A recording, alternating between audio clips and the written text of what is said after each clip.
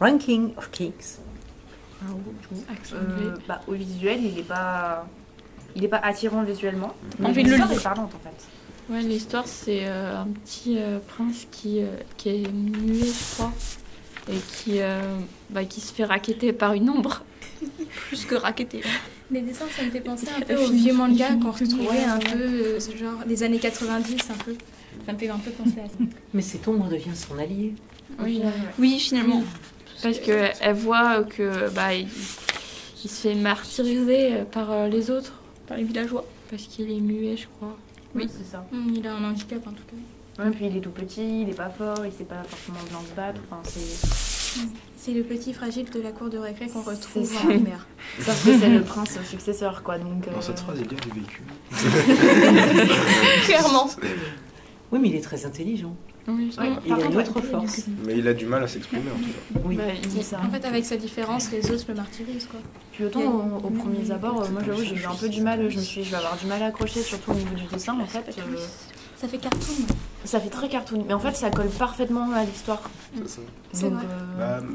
Vu qu'en soi, le personnage principal est un enfant, c'est comme si on le voyait à travers ses yeux, Ouais. parce qu'il voit tout un peu cartoon en soi, un peu simplé. Innocemment, quoi. Oui, innocemment, voilà. C'est un petit peu l'inverse de Miroir Miroir qui a une histoire qui sert son dessin. Là, c'est plus un dessin qui sert son histoire. En fait, on a un peu le contraste, le détail et la simplicité à côté. Exact. Et cette ombre, la manière dont elle est dessinée, ça vous a convaincu? C'est une tache. C'est ça. Oui, c'est une tache. C'est une tache qui a des C'est bras une tache et des noire. yeux. Avec des bras et des yeux. On dirait une tache d'encre un peu. Elle a toute une famille. Hein. Parce qu'on- Elle avait toute une avait, famille. ouais. Elle avait. Oh, le spoil.